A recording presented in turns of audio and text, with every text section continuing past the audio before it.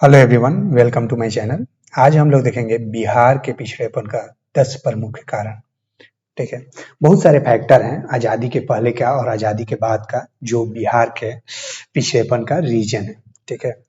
अभी current statistic देखते हैं तो नीति आयोग का जो 2021 का रिपोर्ट है उसके अनुसार बिहार के 51% पॉपुलेशन है वो गरीबी रेखा के नीचे है। ठीक है, ये रिपोर्ट है।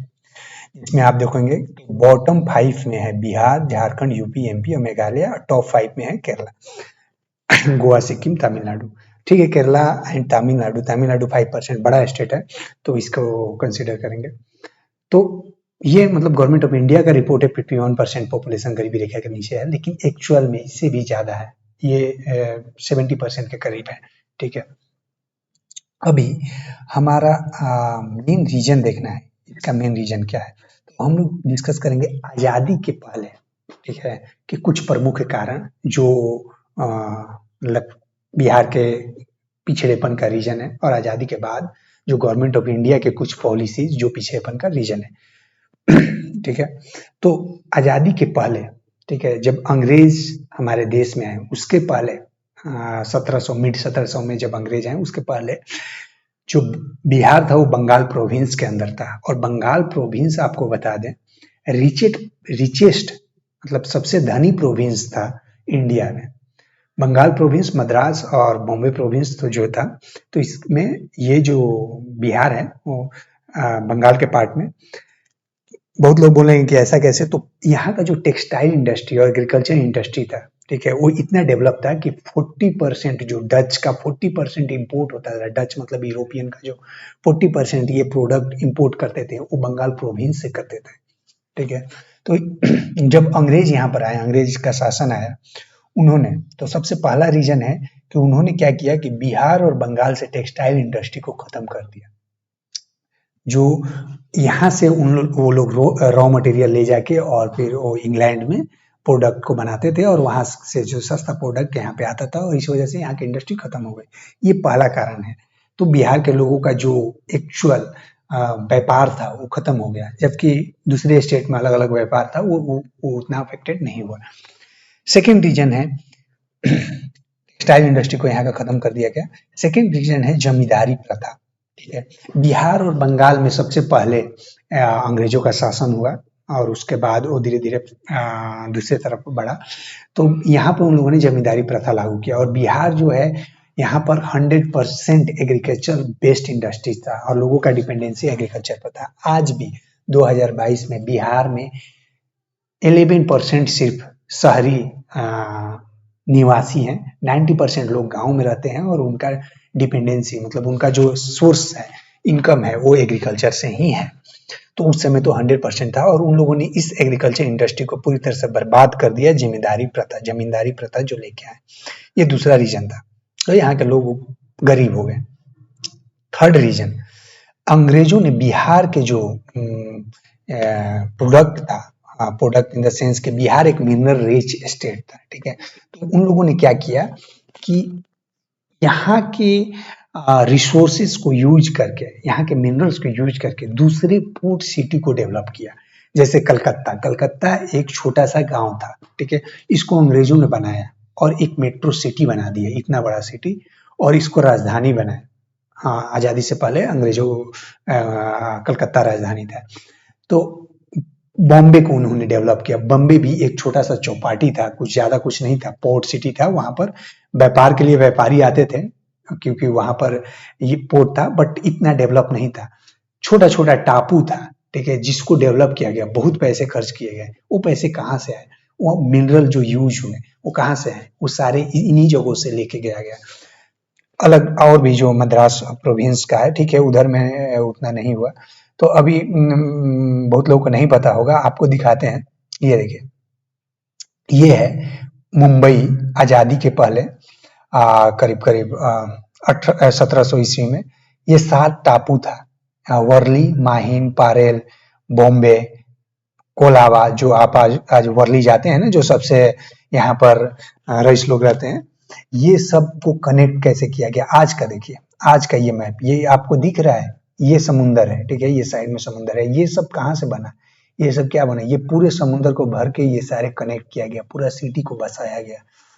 यहाँ पर देखिए ये सब समुंदर था, ये समुंदर को पूरा भर के और यहाँ पर इस पोर्टल मतलब ये पोर्ट सिटी को डेवलप किया गया, ये अंग्रेजों ने किया।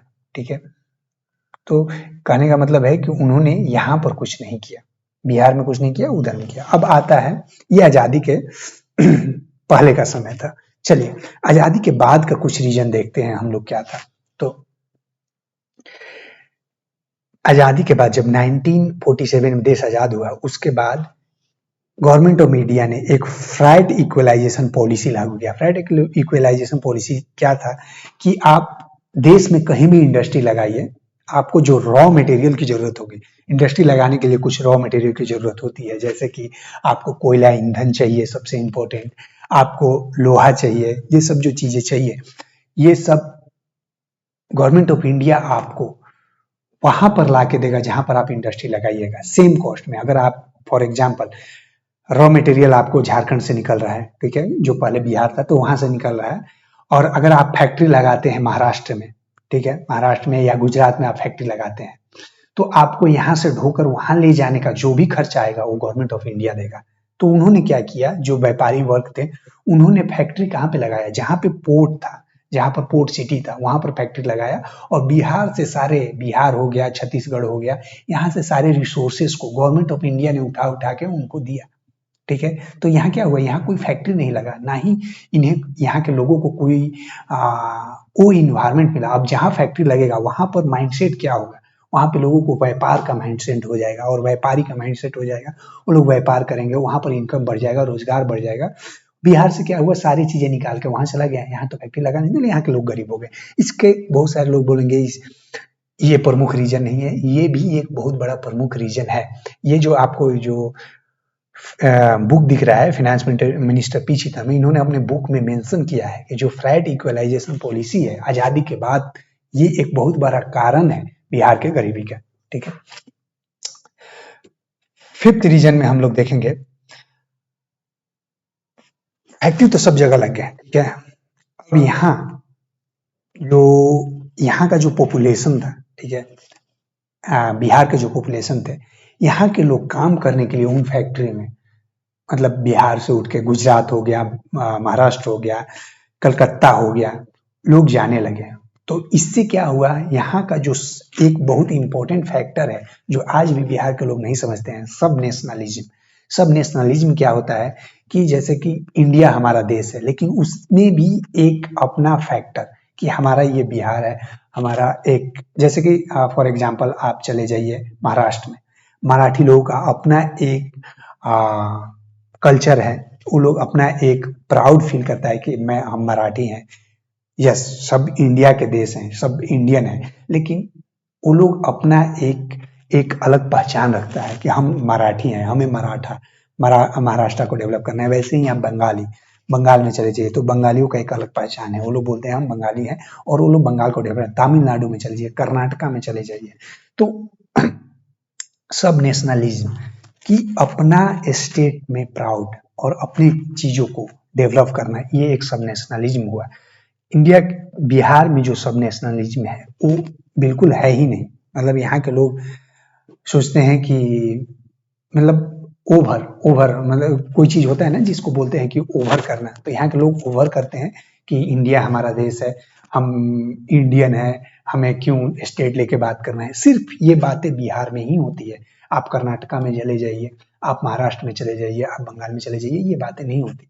वो लोग बोलते हैं हाँ इंडिया मेरा देश है, लेकिन उस अपने अपने मातृभूमि, इंडिया हमारा मातृभूमि है, लेकिन उसमें भी हमारा बंगाल जो है वो पहले है।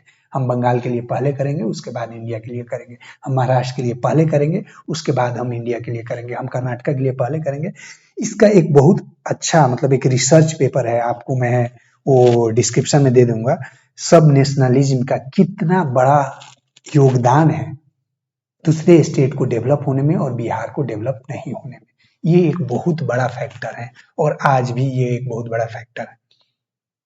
ठीक है, और जब सब नेशनलिज्म नहीं रहा, ठीक है, तो बिहार का जो मतलब होता है ना कि अपना भाषा, अपना जो मातृभूमि से जो प्यार होता है वो लोगों का खत्म हो गया।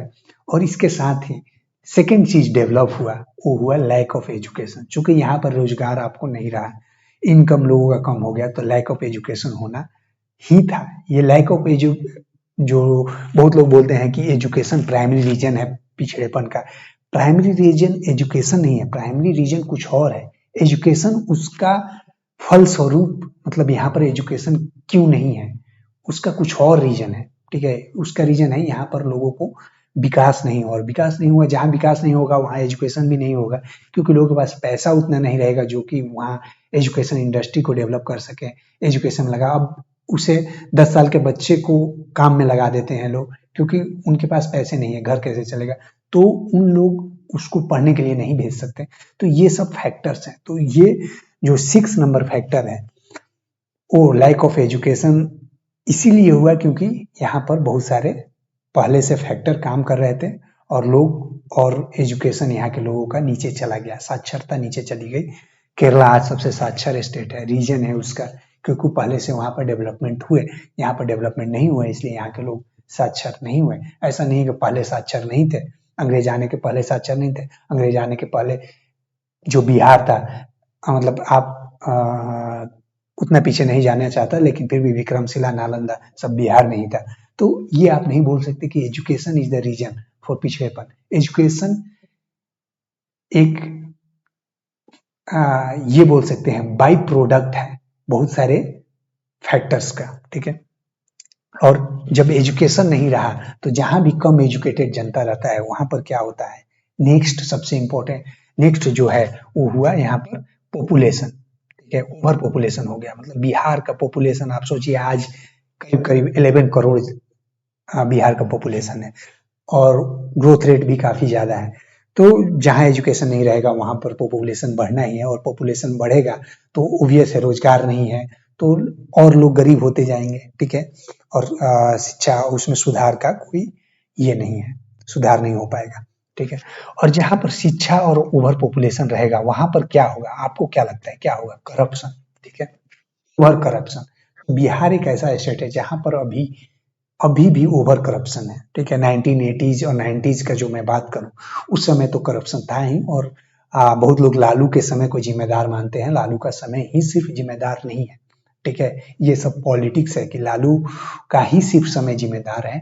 ये समझ रहे हैं ना, मैं उसमें नहीं जाना चाहता, लेकिन ठीक है कुछ जिम्मेदार है, बट सिर्फ वही जिम्मेदारी नहीं है।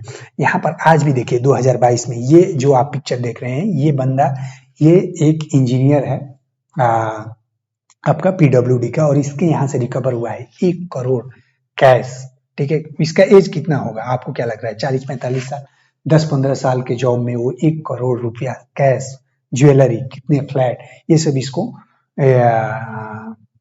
जो विजिलेंस विभाग है अभी अभी 2022 बहुत करंट न्यूज है। तो ऐसा बहुत सारे करप्शन है, मतलब करप्शन इस लेवल पर है ना कि मैं आपको एक वीडियो बनाऊंगा। अगर आप दूसरे स्टेट में चले जाइए, आप अपने स्टेट के बगल में जैसे बंगाल में चले जाइए, महाराष्ट्र में चले जाइए, एक पुलिस वाले के पास उतना इनकम नहीं है जितना एक बिहार के पुलिस वाले के पास इनकम है। ठीक है, आर्मी वाले के पास सिर्फ और सिर्फ सोर्स ऑफ इनकम उनका सैलरी रहता है, लेकिन बिहार में एक अगर कर्मचारी है, अगर पुलिस ही है, तो उसका सोर्स ऑफ इनकम बहुत सारे हैं, और मैं उस पर एक बनाऊंगा वीडियो। तो यहाँ पर करप्शन बहुत ज्यादा है, और करप्शन का मेन रीजन है एजुकेशन, एजुकेशन का मेन रीजन है पॉवर्टी। तो हम लोग अभी 8 नंबर देखें कि करप्शन, और जब यहाँ पर करप्शन है तो सबसे ज्यादा जो लालू के समय को जिम्मेदार माना जाता है वो है कास्ट पॉलिटिक्स। तो कास्ट पॉलिटिक्स होना ही था। लोग यहाँ पर क्या है, जैसा बोला जाता है कि जैसा प्रजा रहेगा वैसा ही राजा को चुनता है। ठीक है, तो एजुकेशन है नहीं। केरला में ऐसा नहीं है कि सब लोग फॉरवर्ड कास्ट है।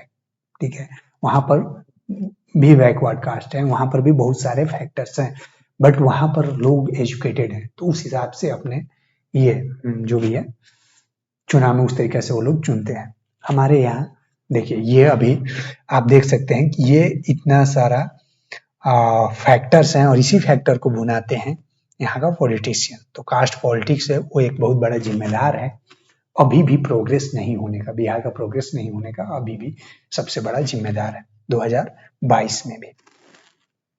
और इसके आगे बढ़ते हैं। बिहार में 10 नंबर जो कि सबसे इम्पोर्टेंट है आज के दिन में भी, वो है एटीट्यूड।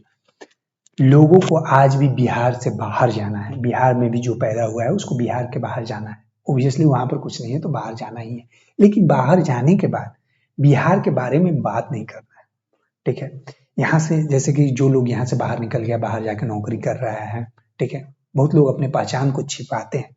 उसके पीछे का रीजन है, बहुत सारे फैक्टर्स हैं, ठीक है, लेकिन जो सबसे इम्पोर्टेंट फैक्टर जो मैंने पहले डिस्कस किया, जो बिहार में नहीं है, बिहार के लोगों में नहीं है, और वही उसका गरीबी का प्रमुख कारण है, वो है सब नेशनलिज्म। सब नेशनलिज्म, ठीक है, सब नेशनलिज्म मतलब कि बिहार मेरा एक स्टेट है, जो हमारा स्टेट है, जो अपनापन है। जैसे महाराष्ट्र के लोग अपना महाराष्ट्र के स्टेट में बिलीव करते हैं, उसको उस हिसाब से देखते हैं, ठीक है। पहले महाराष्ट्र फिर इंडिया, ऐसे तो पहले बिहार फिर इंडिया, ऐसे अगर ये एटीट्यूड अगर चेंज होता है तब बिहार का डेवलपमेंट हो सकता है, ठीक है। तो आज के लिए बस इतना ही। आप लोगों को कैसा लगा वीडियो, लाइक एंड सब्सक्राइब कीजिए। Thank you everyone.